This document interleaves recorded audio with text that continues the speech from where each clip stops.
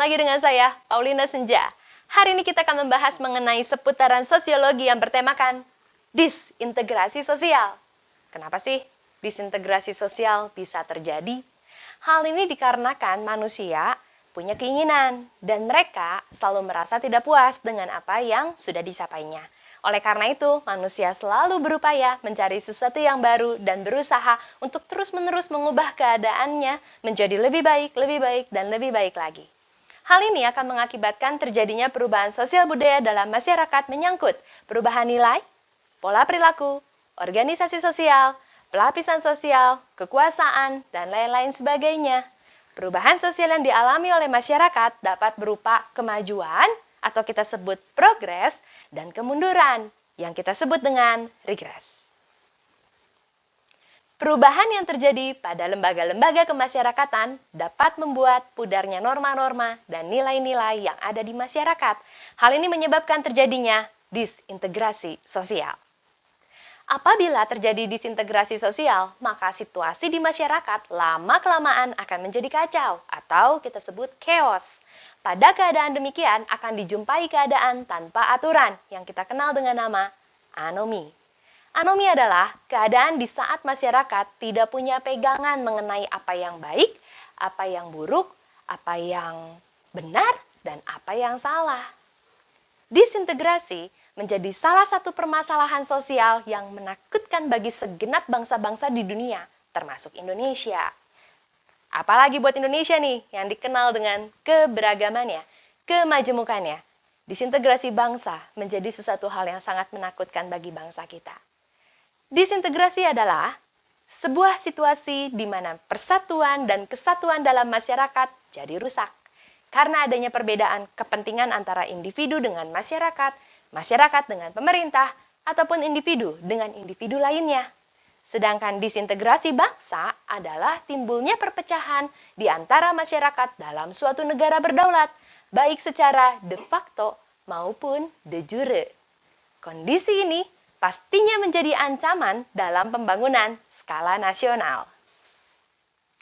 Berikut ini adalah ciri-ciri keadaan disintegrasi sosial. 1.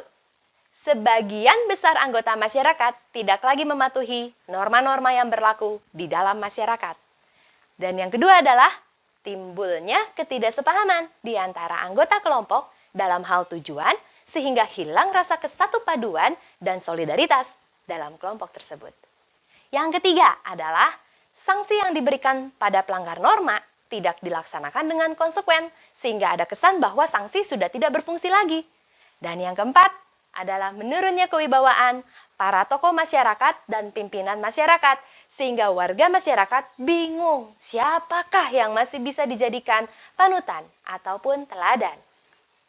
Contoh disintegrasi bangsa yang terjadi di Indonesia adalah peristiwa PKI yang berniat untuk mengganti dasar negara kita Pancasila menjadi komunisme.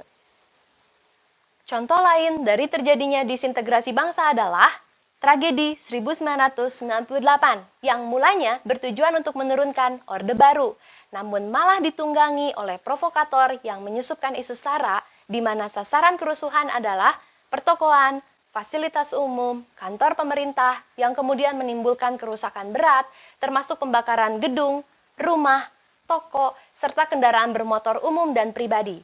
Sasaran kerusuhan pada waktu itu kebanyakan adalah etnis Tionghoa. Contoh lain dari disintegrasi bangsa yang dihadapi Indonesia adalah pada tahun lalu saat kita sedang menghadapi pemilihan umum 2019. Muncul paradigma hashtag ganti presiden 2019 dan hashtag tetap Jokowi. Pada saat ini seolah-olah ada dua golongan besar dalam masyarakat yang kemudian memecah masyarakat menjadi dua bagian. Teman-teman, berikut ini adalah dampak dari terjadinya disintegrasi bangsa. 1. Rusaknya integrasi sosial. Hal ini disebabkan setiap orang lebih mementingkan kepentingan pribadi daripada kepentingan umum. Yang kedua, timbulnya konflik sosial. Kondisi ini dilakukan sebagai akibat ketidakpuasan antara masyarakat yang satu dengan yang lainnya. Ketiga, tidak tercapainya pembangunan nasional. Yang keempat, terkendalanya interaksi sosial. Keadaan ini muncul lantaran masyarakat seperti terbagi ke dalam kelompok-kelompok dalam melakukan proses komunikasi. Yang kelima, terganggunya hubungan sosial. Fenomena ini terjadi dengan serangkaian akibat yang menjadi penyebab setiap golongan mementingkan peran dan kekuasaannya masing-masing. Melalui pemaparan tadi, sudah seharusnya lah kita menyadari bahwa kemajemukan yang Indonesia miliki seringkali menjadi penyebab bagi terjadinya disintegrasi bangsa. Teman-teman, sebagai warga negara yang baik, mari kita cerdas dalam menghadapi berbagai kemajemukan yang Indonesia miliki. Semua orang boleh punya opini, boleh punya keinginan, boleh punya persepsi masing-masing. Tapi jangan jadikan perbedaan-perbedaan tersebut sebagai alat pemecah belah bangsa. Sebagai generasi muda bangsa Indonesia, hendaklah kita bawa semua kemajemukan yang Indonesia miliki untuk membangun Indonesia. Tidak ada lagi yang berdiri berdasarkan suku bangsanya, agamanya, golongannya. Mari kita bersatu dan jaga persatuan NKRI.